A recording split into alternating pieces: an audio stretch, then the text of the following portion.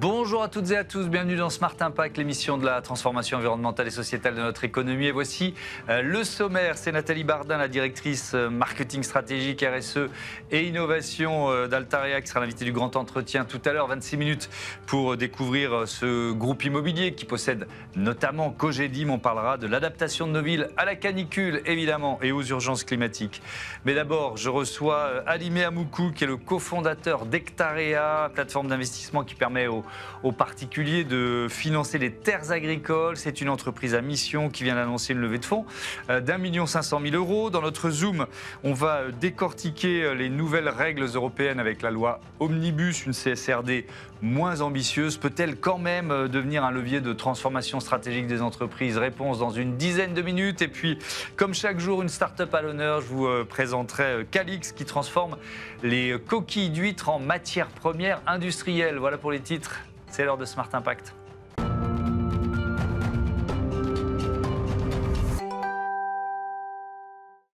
L'invité de ce Smart Impact, c'est Adim Amoukou. Bonjour. Bonjour. Bienvenue, vous êtes le cofondateur d'Hectarea. Vous l'avez créé en 2022 avec Paul Rodriguez.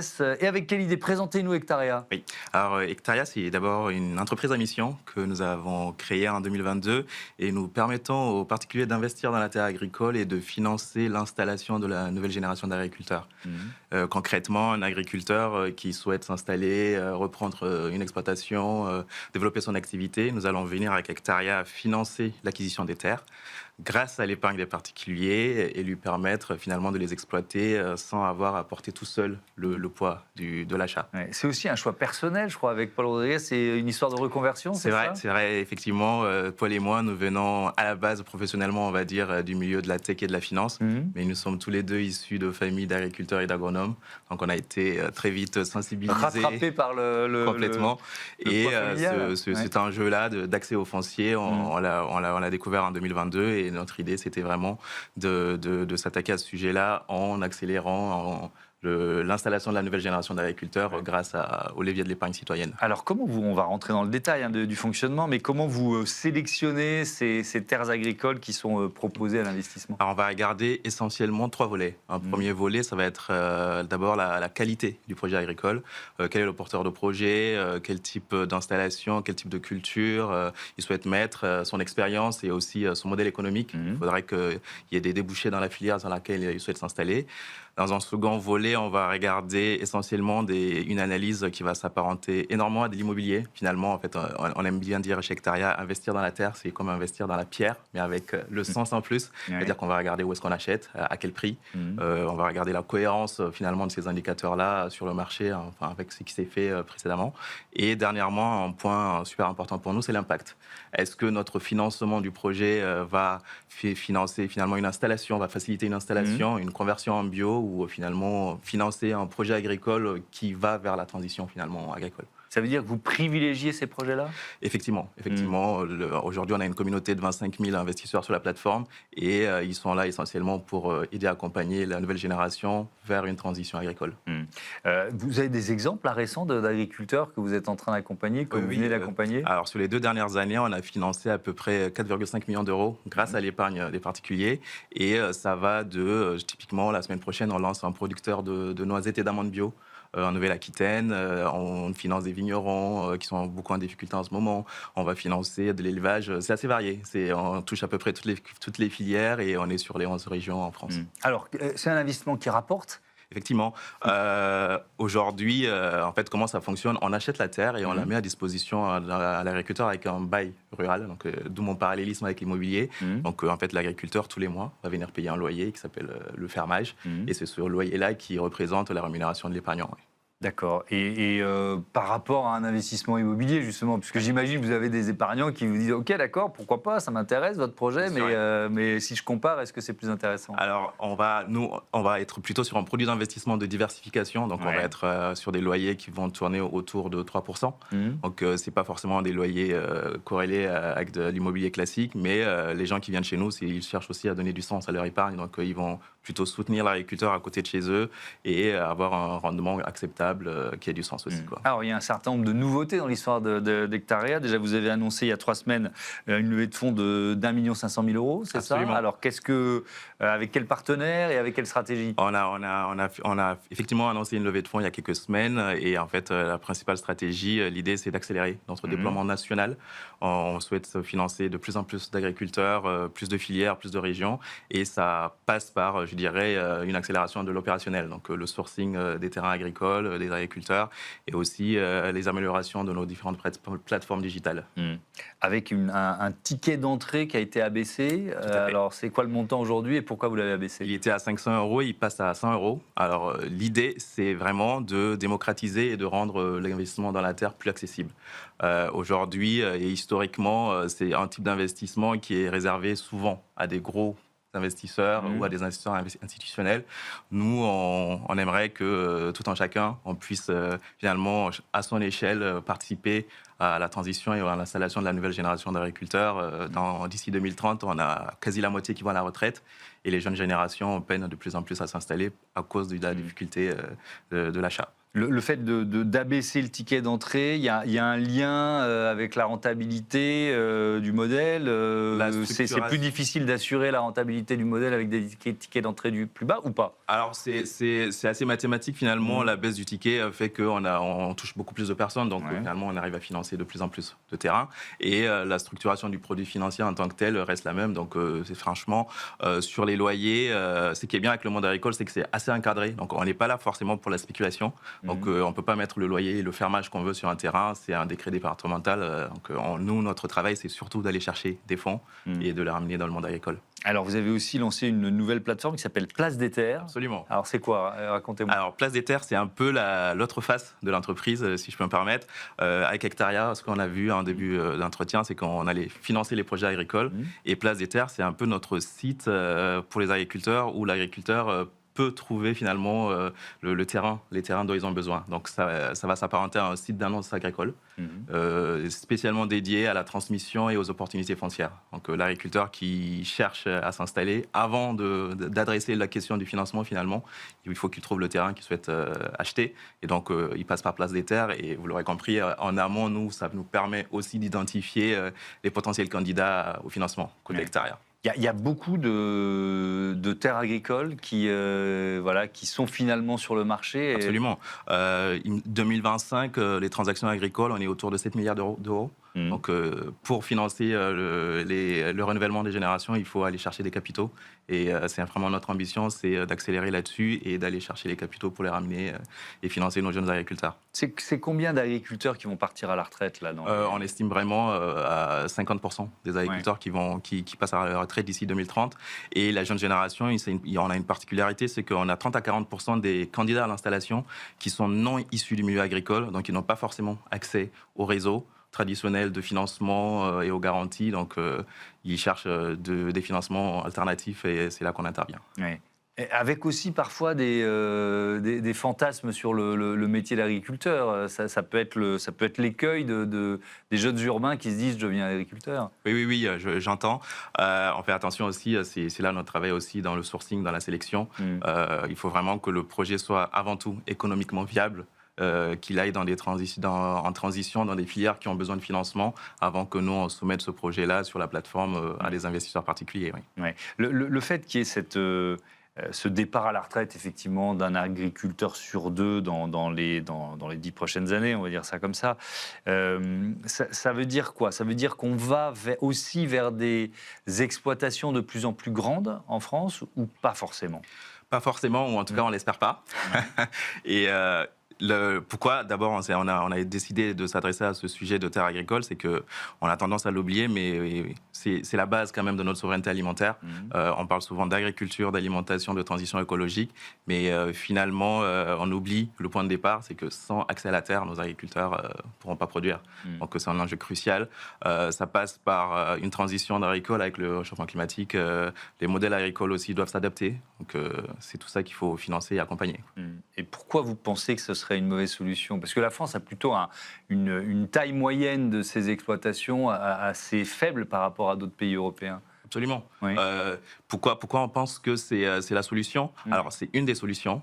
Pour le coup, aujourd'hui, les structures, on va dire, alternatives qui font du portage foncier financent quelques dizaines de millions par an sur de la transactionnalité qui va jusqu'à 7 milliards par des financements classiques. Mais grosso modo, le besoin de transition n'est pas forcément adressé par les financements classiques. Et donc, c'est pour ça qu'il faut adresser cette nouvelle génération-là qui veut y aller. Ouais. Vous avez choisi, vous l'avez dit en tout début, d'être une entreprise à mission. Absolument. Alors, comment vous avez défini votre mission? Oui. Et puis après, on va rentrer dans le détail de ce que ça change en termes de statut. Oui, bien sûr. Alors, la mission Nectaria, c'est vraiment financer le renouvellement générationnel des agriculteurs. C'est cet enjeu-là qui est devant nous, c'est ce mur-là. On veut accompagner les agriculteurs, la nouvelle génération à s'installer et la transition vers une agriculture plus durable. C'est notre mission. Et ça passe donc par... ça veut dire, je rappelle, on a fait beaucoup de débats sur la raison d'être, la loi PAC, etc. Mais donc, ça veut dire que c'est inscrit dans vos statuts, c'est un engagement réel. Et on est audité aussi par des structures externes à une périodicité pour voir l'adéquation entre notre activité, le financement des agriculteurs qu'on fait et la mission. Ouais. Comment vous imaginez l'avenir? Vous êtes une jeune entreprise créée en 2022. Ce modèle-là, il pourrait s'étendre à d'autres pays? Absolument, absolument. Si vous voulez, finalement, on va s'apparenter. C'est pas vraiment ce qu'on fait techniquement, mais c'est du financement participatif. C'est un modèle qui a pas mal tourné sur des sujets de financement de start-up, de financement immobilier, et on pense qu'il y a sa place aussi dans le monde agricole. Ouais. Merci beaucoup, Adi Mamoukou. À bientôt sur Smart for Change. On passe au zoom de ce Smart Impact, la CSRD, le reporting extra-financier en question.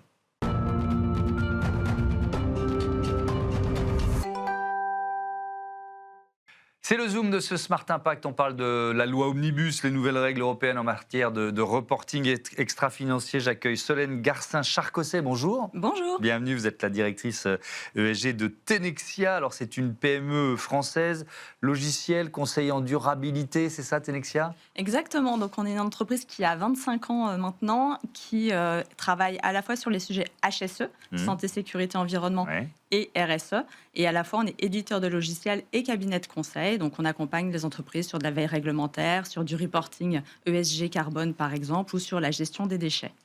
Ces deux impératifs ou ces deux piliers, HSE, RSE, la santé, l'environnement, ils sont liés finalement?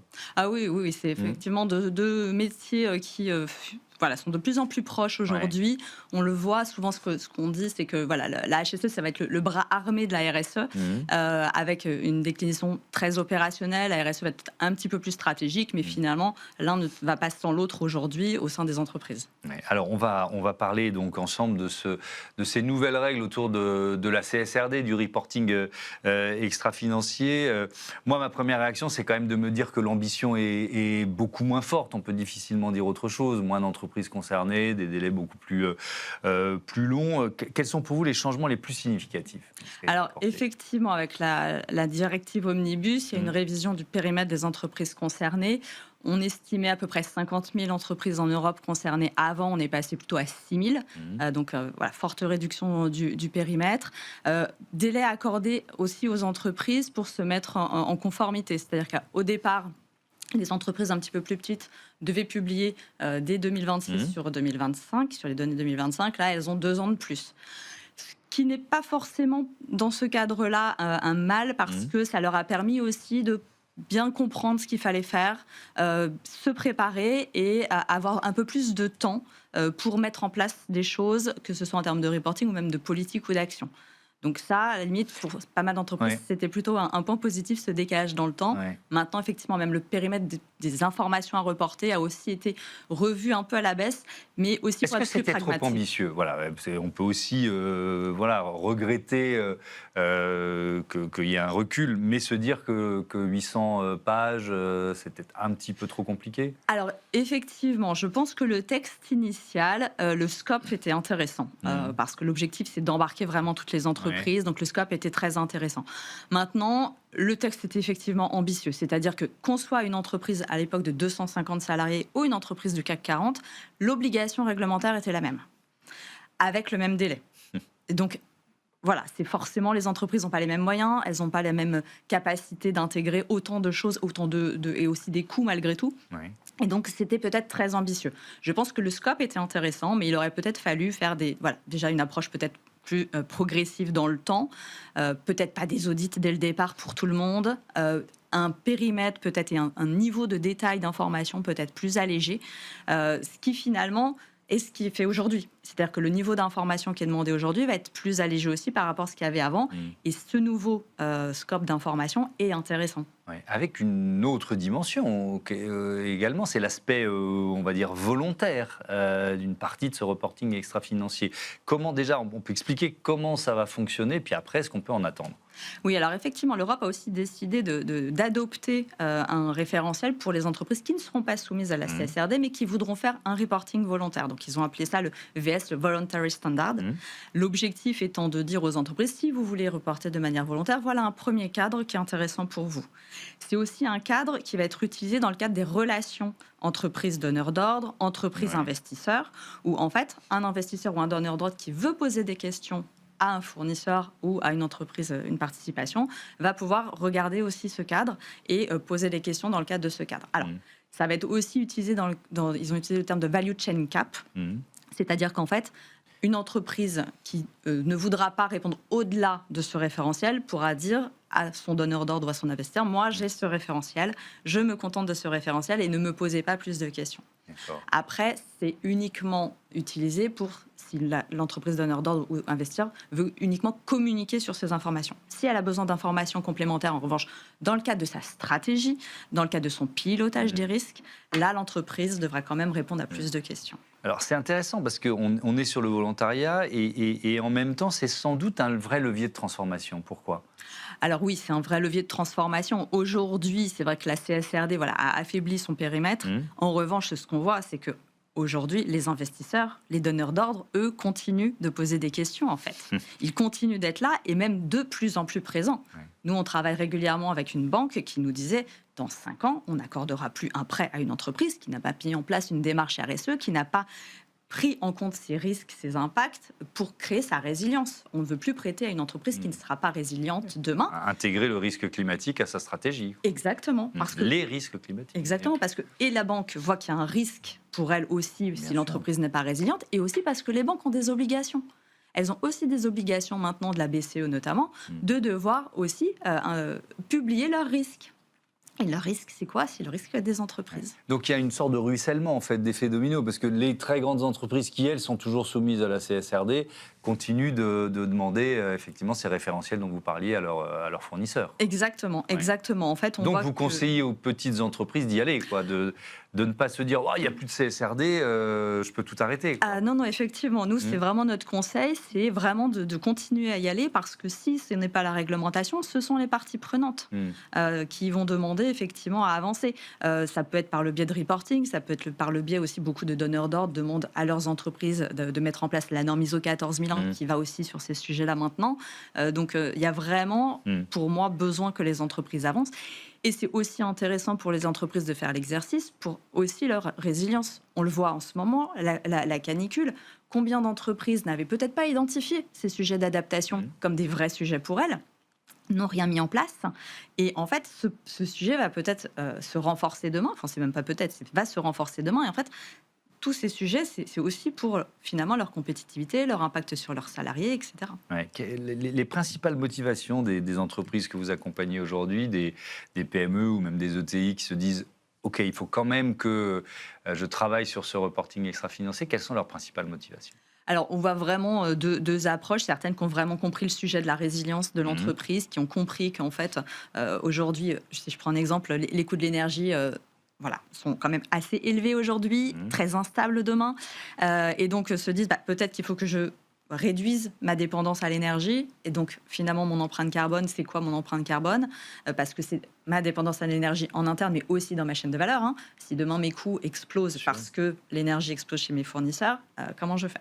Donc, il y a ce premier aspect, on va dire, j'ai identifié que j'avais un sujet de résilience. Et puis, le deuxième sujet, c'est les parties prenantes, effectivement. Les donneurs d'ordre, les clients me demandent ce que je fais, les clients me demandent maintenant de m'engager aussi à m'améliorer, ou les investisseurs. J'ai un prêt indexé sur des critères ESG, donc il faut que j'atteigne les objectifs pour que mon prêt reste un plus faible coût. Donc, voilà, il y a vraiment ces deux aspects, à la fois demande partie prenante et puis résilience. Est-ce que ça veut dire qu'une entreprise qui s'engage dans cette norme volontaire, dans ces référentiels volontaires, elle se différencie des autres, celle qui le fait aujourd'hui, ou est-ce que, Alain, je peux retourner la question différemment, c'est-à-dire celle qui ne le fait pas, et à quel point elle se met en dehors du mouvement, quoi. Alors effectivement, pour l'instant, on est un peu à la bascule entre ça devient le nice to have ou c'est un must have. C'est vraiment le moment où on commence à voir que ça commence à prendre vraiment, et celles qui le font pas, là, commencent à prendre du retard. Donc c'est vraiment en ce moment, ça devient plus quelque chose, de communicant, on le fait parce que c'est bien de le faire et que ça va nous apporter un bénéfice. Là, ça devient vraiment c'est vraiment le moment un peu de bascule de si je le fais pas, là je vais perdre peut-être des parts de marché, je vais perdre des investisseurs, je vais perdre peut-être moins avoir des prêts ou des prêts plus chers. Donc ça devient, on va dire, un frein de ne pas le faire plutôt que un accélérateur de le faire. Vous parliez de la norme ISO 14001, triple objectif, amélioration de la performance environnementale, respect des obligations de conformité, réalisation des objectifs environnementaux. Elle vient d'être remise à jour, c'est ça, cette norme. Là aussi, est-ce que vous parlez d'un tournant pour les entreprises? Alors, c'est effectivement, ils viennent de remettre à jour la norme. La version précédente datait de 2015. Donc, ça faisait plus de 10 ans qu'elle avait été déjà revue. Et oui, il y a un tournant pour les entreprises avec cette nouvelle norme.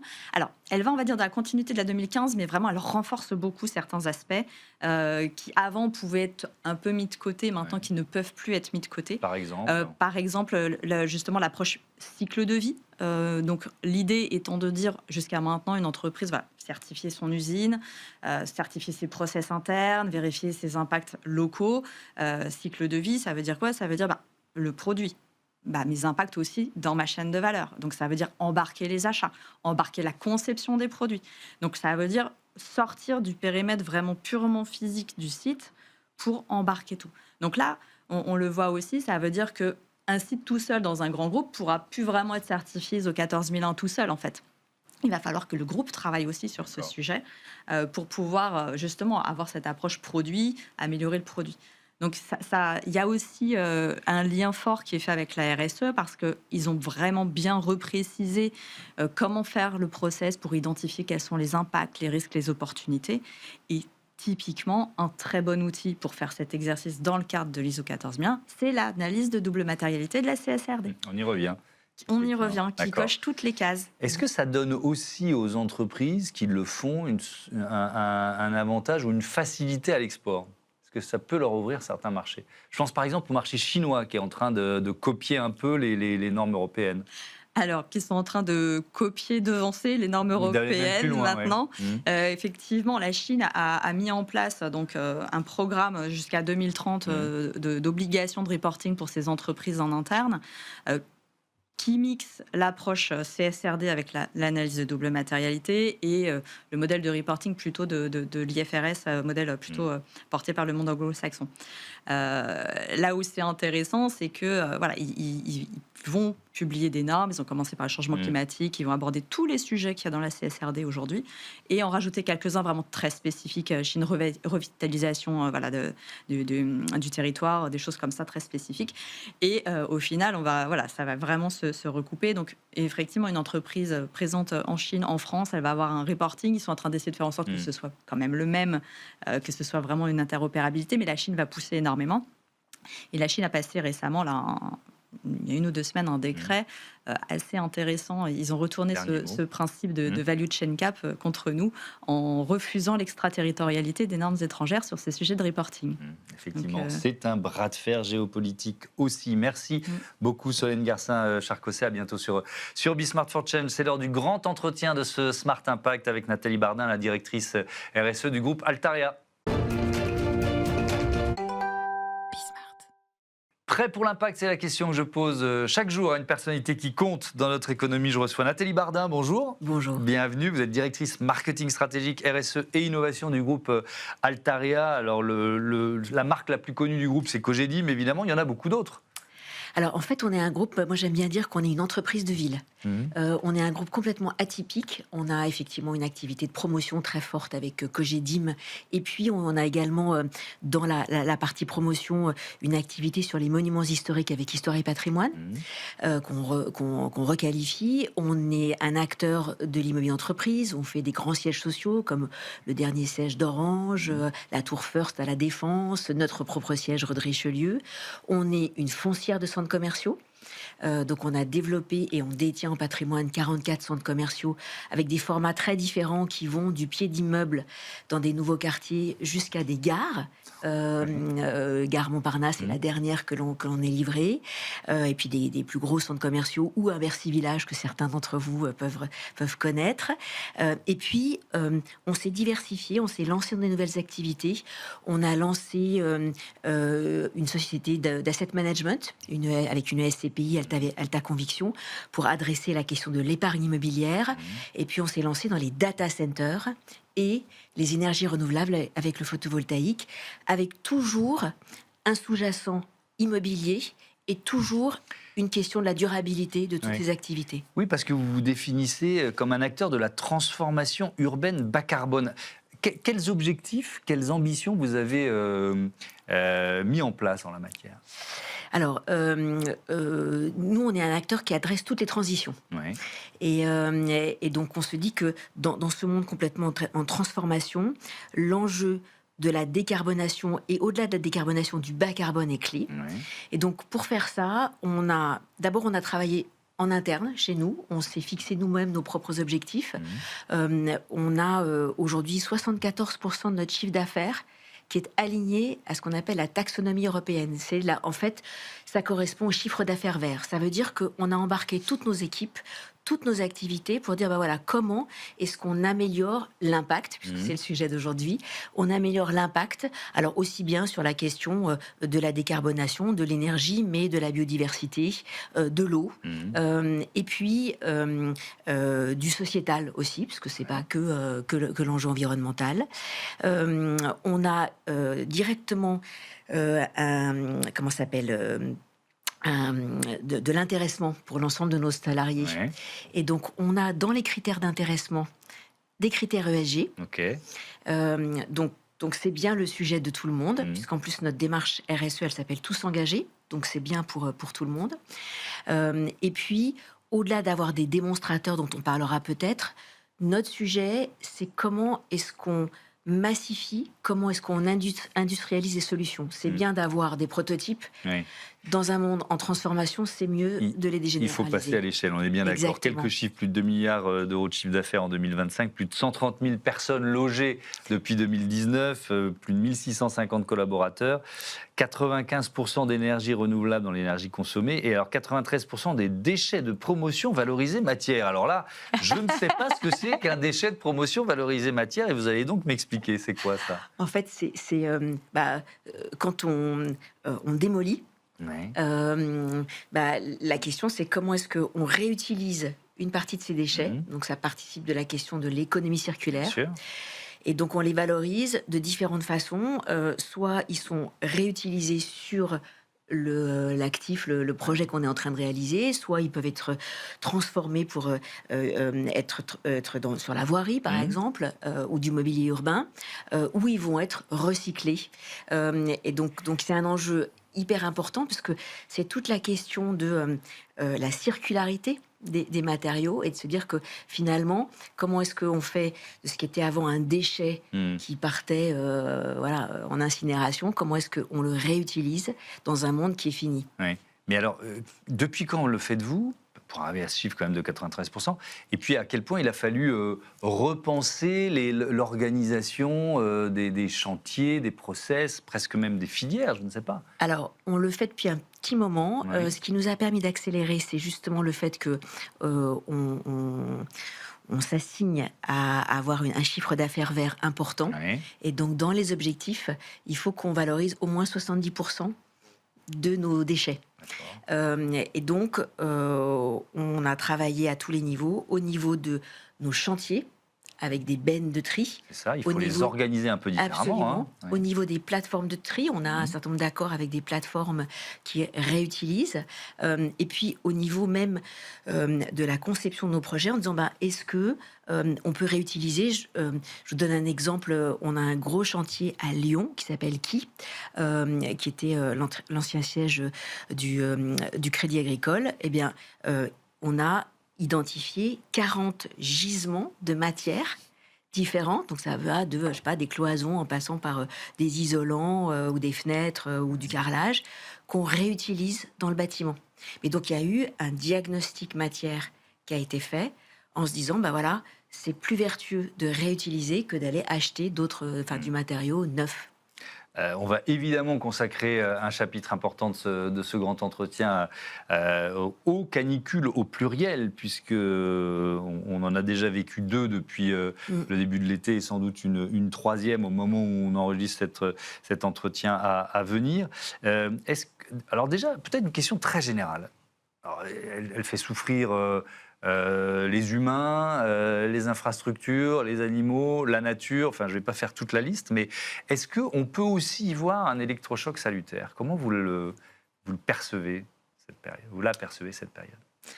Alors, moi j'ai du mal à me dire que c'est un électrochoc salutaire, mais peut-être pour poursuivre votre question, peut-être que ça nous oblige à nous dire... la réglementation qu'on a, qui est assez exigeante, ne suffira pas à faire que nos villes restent habitables, que nos logements restent soutenables, que nos trains continuent de circuler. Et donc, je pense que cette question nous pose le sujet des vulnérabilités individuelles et urbaines. Et donc, peut-être que ce que ça accélère, c'est une prise de conscience en se disant, il faut qu'on change notre façon de faire. Et quand moi j'entends les débats clim, pas clim, je pense que c'est pas le sujet. Je pense que le sujet, c'est finalement de définir une méthode. Et d'ailleurs, on vient juste de signer avec une initiative, avec pas mal d'acteurs de l'immobilier, une doctrine dans le cadre d'une réflexion sur les villes à 50 degrés, où on dit, en fait, le sujet, c'est d'avoir une méthode où on acte le fait que la chaleur, elle est intégrée au cycle immobilier. On ne peut pas se dire que c'est juste un épiphénomène.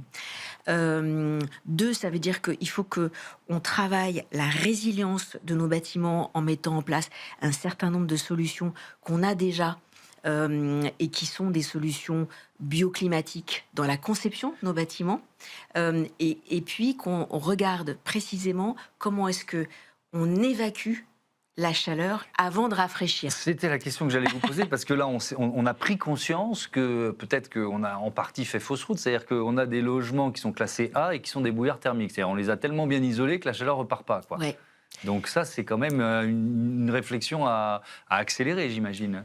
En tout cas, nous, c'est vrai qu'au niveau de Cogedim, qui est notre principale marque de promotion logement, on a déjà des engagements très forts sur le confort climatique et en tout cas le confort dit d'été, avec des conceptions bioclimatiques, avec des terrasses végétalisées qui correspondent à 10% de la surface de l'appartement, avec des brasseurs d'air, avec des appartements traversants pour créer des courants d'air, donc des choses qui sont avec des ombrières. Donc on a déjà une conception qui est, je pense, extrêmement vertueuse.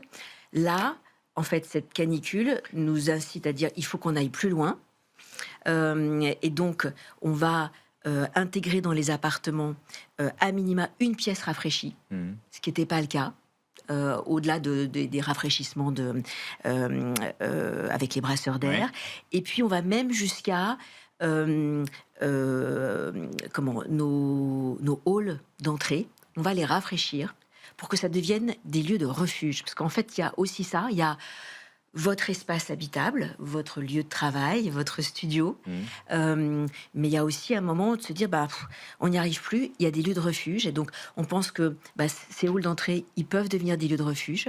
Et de la même façon que là, sur nos centres commerciaux, on les a aménagés et de plus en plus, on rejoint une initiative qui s'appelle Escale Fraîcheur pour en faire des vrais lieux de fraîcheur. Est-ce qu'il ne faut pas aussi, Nathalie Bardin, repenser les sous-sols? Il fait frais dans les sous-sols. C'est vrai. Et on y entrepose des trucs dont on se sert plus jamais et qui prennent la poussière. C'est très vrai. Et d'ailleurs, il faut beaucoup s'inspirer, et c'est ce qu'on fait des pays qui... structurellement sont des pays chauds. On voit bien, on va peut-être pas dire qu'on va aller jusqu'à de l'habitat troglodyte, mais on voit bien que tous les lieux qui sont plus fermés, en sous-sol, où on a une fraîcheur naturelle, il y a certainement quelque chose à faire. Après, moi j'ai du mal à me dire qu'on va vivre en sous-sol. Et donc peut-être qu'on arrivera Non, mais quand on parle de lieux de refuge, quoi. Absolument. Ouais. Mais peut-être qu'on arrivera à des lieux de refuge en sous-sol, qui seront finalement rafraîchis naturellement avec la température de la terre. Alors, on n'est pas encore en train de dire on repense nos caves, mais peut-être. Ouais, vous avez raison. Des réflexions. Je vais vous citer en avril dernier sur LinkedIn, vous dites, au fond, faire partie du changement, c'est cela, accepter de changer soi-même, repenser ses pratiques, interroger ses certitudes, se demander avec honnêteté ce qui transforme vraiment. Vous avez commencé à répondre à ça, mais je voudrais raccrocher cette citation à un débat qu'on a plusieurs fois eu dans l'émission sur la CSRD, sur le bilan extra-financier, sur le fait que l'ambition européenne ait été réduite en la matière. Vous me disiez juste avant qu'on démarre l'interview que ça a été un outil de transformation et finalement d'ambition dans cette transformation. Absolument, pourquoi? Absolument. Alors nous, on a fait partie de la première vague. Donc on a publié notre deuxième rapport de durabilité. Oui. Et en fait, le retour d'expérience, c'est d'abord, ça nous a permis d'embrasser le sujet ESG globalement et de poser une stratégie encore plus claire, de rechallenger ce qu'on appelle la matrice de double matérialité et nos priorités. De poser le fait que finalement, nos priorités, elles étaient sur la sobriété environnementale et l'utilité sociale. Ça nous a permis de définir cette stratégie-là. Ouais. La deuxième chose, c'est que ça nous a permis d'embarquer tout le monde en disant, en fait, c'est pas le sujet juste de la direction RSE, de la direction financière, de la direction des risques. C'est le sujet de tout le monde. Est-ce que ça vous a permis d'identifier justement des leviers de transformation ou des risques que vous n'aviez pas forcément intégrés? Alors, je pense que dans les deux leviers principaux, je pense qu'on avait identifié la plupart. Ceux sur lesquels on a accéléré depuis, c'est tout le sujet dont on vient de parler, de l'adaptation. Oui. Donc, voilà, comment est-ce qu'on adapte l'ensemble de nos actifs, pas seulement à la chaleur, mais à toutes les crises climatiques. Donc ça, c'est vraiment un travail qui est en cours et qui est une priorité. Et le deuxième, c'est l'eau. Si on est en pleine actu, là. Dont on ne parle pas suffisamment, parce qu'on a beaucoup parlé de la décarbonation, enfin du carbone. Et en fait, le carbone a caché le sujet de l'adaptation et le sujet de l'eau. Donc l'idée, c'est quoi? C'est de se dire que l'eau est une ressource plus rare qu'on s'y est habitué en France, que des situations de stress hydrique, elles vont exister, elles existent déjà, elles vont se multiplier, et que donc c'est quoi? C'est un nouveau risque que vous intégrez à votre stratégie? C'est quoi l'idée? Alors, c'est un nouveau risque, et nous, on aime penser qu'un risque, c'est une opportunité. Ouais. Donc, je vous donne un exemple. Là, on vient de signer avec une filiale de SOR qui s'appelle Odali la mise en place de solutions dans nos immeubles de logement pour réutiliser les eaux grises, c'est-à-dire les eaux de votre douche. Ouais. Et donc ça, en fait, non seulement ça va nous permettre de faire des économies dans l'utilisation de votre eau, à hauteur de 30%, mais également des économies financières, budgétaires, pour les occupants. Donc, vous voyez, d'un risque, on en fait une opportunité et pour la planète et pour le client, parce que notre obsession quand même, c'est que oui, la planète, évidemment, c'est essentiel, mais c'est essentiel pour servir nos clients, pour qu'ils vivent mieux. Et donc, toute cette question du bien-être, et ça va avec... là, on a pris 25 engagements qualité avec Cogedim qui sont aussi bien sur la conception, l'environnement, la relation client, la construction. Mais c'est bien dans cette idée que, en fait, qualité, durabilité et bien-être, ça va ensemble. C'est pas... On ne les oppose pas. Ouais. On a une tradition dans cette émission, c'est que l'invité du grand entretien pose une question à celui ou celle qui lui succède. Et donc la semaine dernière, on avait le directeur général d'énergie d'ici, Antoine Garnier. Voici sa question. Bonjour Nathalie. Donc moi, mon questionnement, c'est effectivement si on se projette à 10 ans, donc en matière de construction, est-ce qu'il y a des innovations aujourd'hui qui paraissent balbutiantes, qui pourraient être un vrai changement à terme pour améliorer le confort thermique de l'habitat et également réduire le bilan carbone? Voilà. Donc écoutez, merci beaucoup pour votre réponse. On parle d'innovation et on va pouvoir s'appuyer sur un certain nombre d'exemples emblématiques de ce qu'est la ville d'aujourd'hui, puisque c'est déjà construit, et donc la ville de demain. Est-ce qu'il y a une innovation comme ça, un peu balbutiante, pour reprendre les termes d'Antoine Garnier?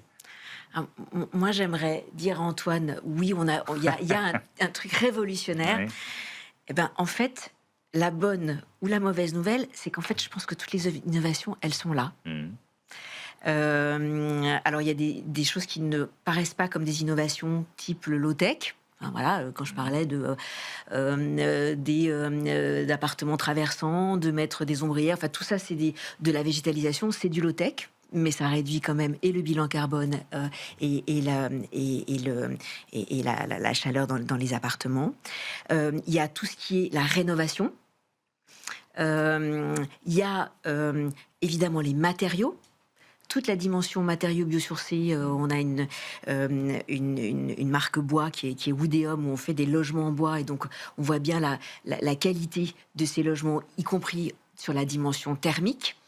Et donc tout ça, c'est sur à la fois les matériaux et en même temps les structures existantes. Peut-être que ce qui va pouvoir nous aider à accélérer, c'est l'IA. Parce que aujourd'hui, de plus en plus, on développe des jumeaux numériques de nos bâtiments. Et donc, ces jumeaux, on va pouvoir de plus en plus pouvoir anticiper une canicule, pouvoir régler mieux la GTB. Ouais. Et donc, ça va nous aider. Mais en fait, il n'y a pas...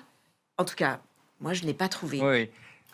Donc, le sujet, c'est plutôt de pouvoir massifier et de... Certes, oui, voilà. les solutions existent, massifions-les, c'est ce que je comprends. Exactement. Alors, vous parliez de Woodeum, il y a un certain nombre d'exemples sur lesquels on peut s'appuyer. Il y a notamment un immeuble, un projet qui est assez emblématique, qui est à Paris, Oui. Woodeum, Paris-Rive-Gauche. Alors, c'est assez dingue, puisqu'on parle d'un immeuble-pont. Alors, Oui. C'est quoi un immeuble-pont et il est où? Alors, cet immeuble, il est dans le 13e, au-dessus de la gare qui mène au futur chantier, à notre chantier sur la gare d'Austerlitz. Ouais. Et en fait, c'est un logement, un immeuble qui va être complètement conçu, qui est en chantier, Ouais. en bois. D'accord. Structure bois. Au-dessus des voies ferrées, donc, c'est ça? Donc, il y a, d'un point de vue technique, ça a été un immeuble extrêmement compliqué parce que il a fallu donc avoir une structure qui puisse absorber les vibrations. Ouais. Donc d'un point de vue technique, ça a été une prouesse.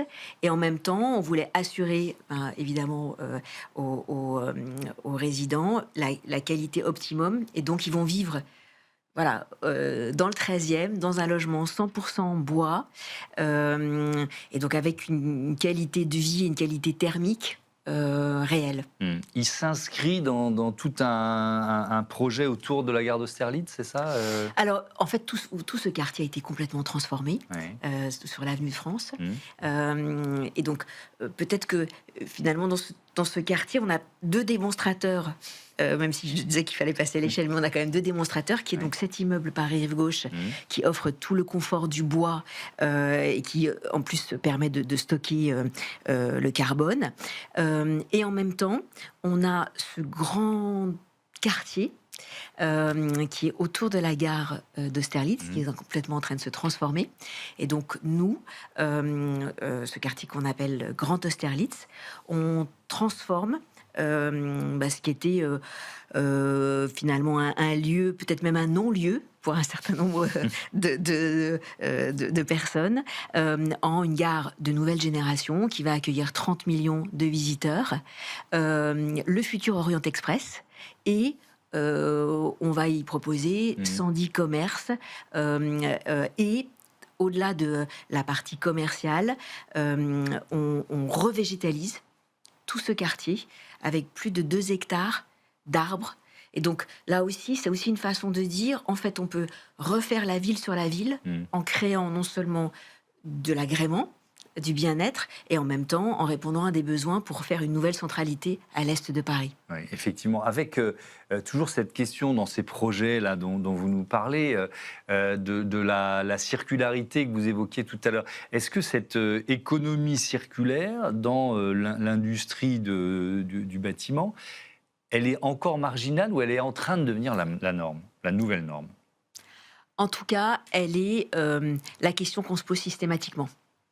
Comment faire? Comment mettre de la circularité dans le projet? Exactement. D'accord. Donc, je ne peux pas dire qu'on a la réponse à chaque fois, mais à minima, le diagnostic matière, on le fait. Qu'est-ce qu'on peut réutiliser pour le projet ou pour d'autres projets? Je disais qu'il y avait des plateformes de réemploi qui existent. Il y a une initiative du secteur qui s'appelle le Booster du réemploi qui nous permet justement de booster et d'avoir des retours d'expérience. Donc oui, la question, on se la pose systématiquement. Oui. Vous êtes plutôt en avance par rapport à vos concurrents sur ces questions-là? Est-ce qu'il faut embarquer le secteur, quoi? Ouais, c'est un peu ça le sens de ma question. Je ne sais pas si on est en avance. On parlait de passer à l'échelle, de massifier. On est, je pense, hyper engagé, hyper moteur. On teste beaucoup de choses. Et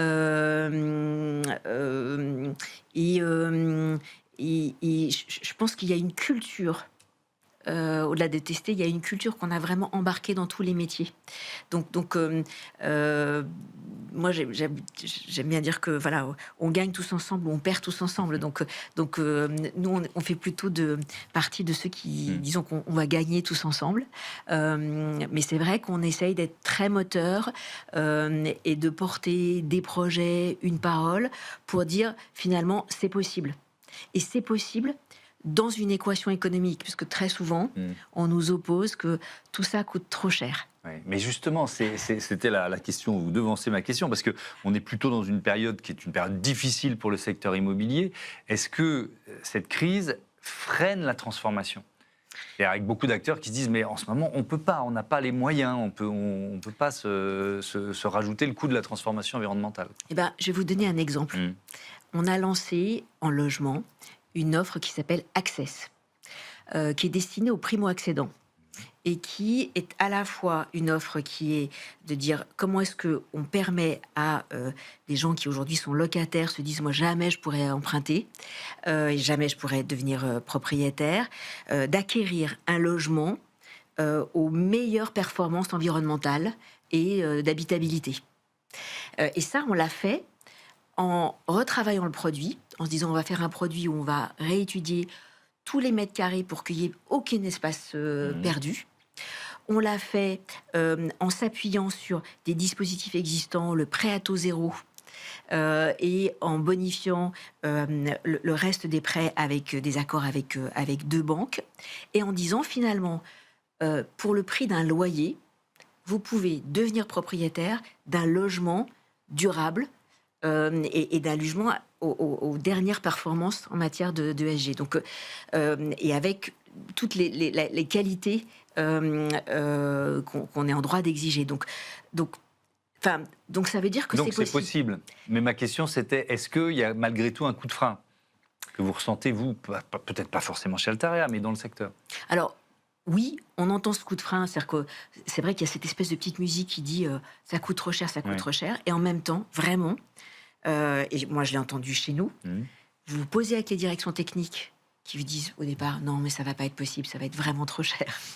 Et vous dites bah voilà, alors on regarde, on fait des arbitrages. Et si on change ce matériau, et si on met cet isolant, enfin et en fait on y arrive. Et je trouve qu'un enseignement qui est hyper intéressant quand la RE 2020, la réglementation environnementale, a été lancée. Tout le monde a crié en disant mais on n'y arrivera jamais, c'est pas le moment, etc. Robin Rivaton a fait son étude. Et en fait, aujourd'hui, on est en 25, en 26. Et ben, on travaille sur des projets à 2030, 2031, et on y arrive. Mais ça veut dire, et ça renvoie peut-être à la citation que vous évoquiez, il faut qu'on fasse autrement. On ne peut pas reprendre exactement la même matrice que ce qu'on faisait avant. Voilà, donc c'est ça le message. Un dernier mot, tiens, qui se ramène à vous, puisque vous êtes membre du COMEX, du groupe Altaria. Qu'est-ce que ça change d'être au COMEX? Ça change beaucoup. En fait, ça change beaucoup, et c'est pas tant moi que ce que je porte comme sujet. Bien sûr. Et là où ça change, c'est que, en fait, dès lors que vous mettez une conviction sur la table en disant voilà, laissez-moi tester ça, ou laissez-moi avancer sur tel et tel sujet, je pense que ça vous permet d'embarquer beaucoup plus de monde, parce que tout d'un coup, votre parole n'est pas juste la parole d'un individu convaincu, mais c'est la parole d'une direction générale qui se dit on va y aller, et on va y aller tous ensemble, et on va trouver les solutions. Merci beaucoup Nathalie Bardin, à bientôt sur Be Smart for Change. C'est l'heure de notre rubrique Startup et Innovation.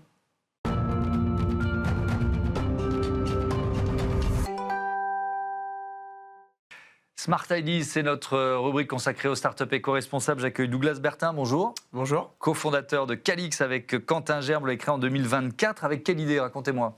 Avec l'idée un peu folle de récupérer des déchets et au lieu de les mettre à la poubelle, de les récupérer et d'en créer une ressource stratégique pour demain. Oui, ce déchet, donnez-le-moi, c'est une coquille d'huître. Qu'est-ce que ça devient? Une matière première industrielle. Racontez-moi comment vous faites. Exactement. Donc, la coquille d'huître, ce qu'il faut savoir, c'est du carbonate de calcium, du calcaire. C'est présent absolument partout dans l'industrie, aussi bien cosmétique, plasturgie, peinture, BTP. Et nous, on la valorise. On récupère un déchet issu de la perte ostréicole, à cause du réchauffement climatique, issu de la consommation. On la récupère, on la traite et on la valorise en poudre, comme ça. Ouais. Ou en flocons. Alors donnez-les-moi, je vais les montrer parce qu'il faut les montrer un peu haut. Donc ça c'est de la poudre. Poudre voilà. Pour la cosmétique, la plasturgie, la peinture. Ou flocons.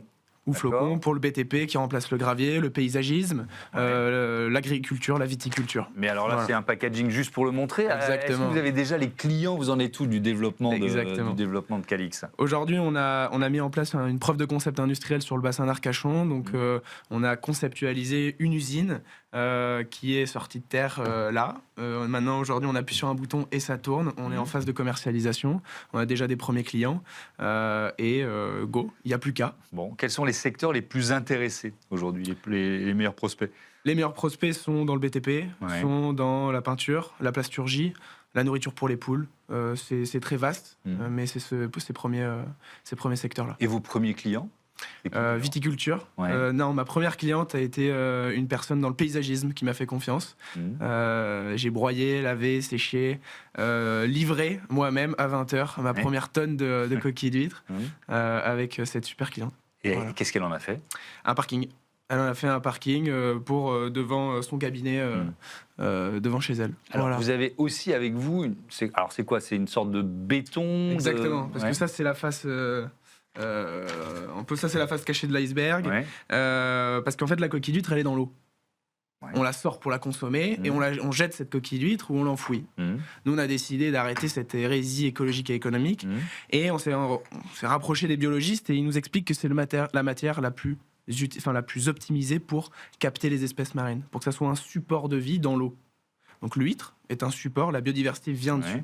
Et on s'est dit mais il faut la remettre dans l'eau, de manière écologique et économique. Et du coup, on a dû trouver un liant, une colle. Sauf qu'il n'y avait rien qui était satisfaisant pour la biodiversité, pour recréer de la vie. Du coup, on a créé notre propre ciment. Un ciment sans ciment. On a fait fort. On n'a pas besoin de chauffer. D'accord. Pas de produits chimiques. Et on est spécialisé pour faire des bétons qui vont dans l'eau. Dans le domaine maritime, dans le domaine aquacole, dans le domaine aquatique et dans tout ce qui touche à l'eau, en fait. D'accord. Nos bétons sont spécialisés dans cette classification-là. Voilà. Et alors là aussi, c'est quel type de débouché? Là, ça va être très, très, très, très, très large. On s'en rend pas trop compte, mais par exemple, ici à Paris, les quais de Seine, c'est des bétons spécialisés dans l'eau, donc avec une classification spécifique. Donc des récifs artificiels, des ponts, des ports, des quais. Ça va être très très vaste, mais jusqu'à la canalisation d'eau ou des bassins de rétention, par exemple. Voilà. Est-ce que vous avez travaillé avec des scientifiques, des instituts pour aboutir à ces solutions? Exactement. C'est pas sorti du chapeau, même si on a commencé dans un garage, dans une chambre étudiante. On a travaillé main dans la main avec l'Ifremer sur la partie biologie marine. Donc tous nos tests depuis maintenant 5 ans sont testés en mer in situ avec l'Ifremer. Et la partie chimie, parce que je ne suis pas chimiste, je suis ingénieur mais pas chimiste. On a travaillé avec le CNRS, mais principalement on a innové en interne pour pouvoir développer ce ciment après 5 ans de R&D. 5 ans de R&D, ça veut dire quoi? Beaucoup d'itérations, beaucoup d'échecs? Racontez-moi. Énormément d'échecs. C'est bien, l'échec permet d'avancer et de progresser. De se relever, il faut savoir se relever, c'est l'entrepreneuriat.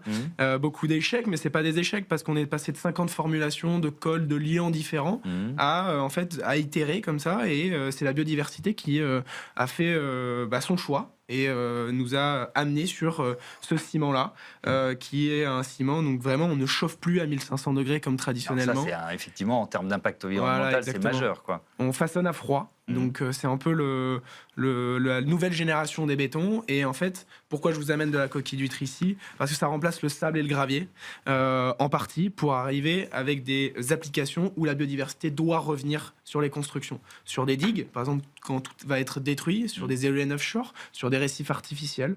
Parce que le sable, en fait, est pris dans les fonds marins. On drague les fonds marins pour pouvoir construire, ce qui est plus possible parce que la biodiversité est en déclin.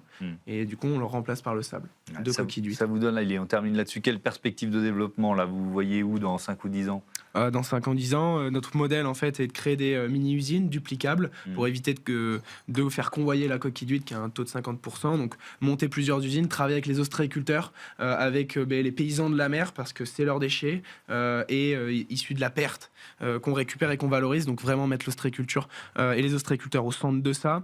Et après, changer la donne avec un nouveau ciment qui a plus besoin d'être chauffé à 1500 degrés et éviter cette hérésie écologique et économique et créer de l'emploi. Donc faire de l'impact écologique, économique et sociétal. Voilà les piliers de la boîte. Merci beaucoup. Belle ambition, Douglas Bertin. Bon vent à Calix. Voilà, c'est la fin de ce Smart Impact. Merci à toutes et à tous de votre fidélité à la chaîne des affaires, la chaîne des audacieuses et des audacieux. Salut.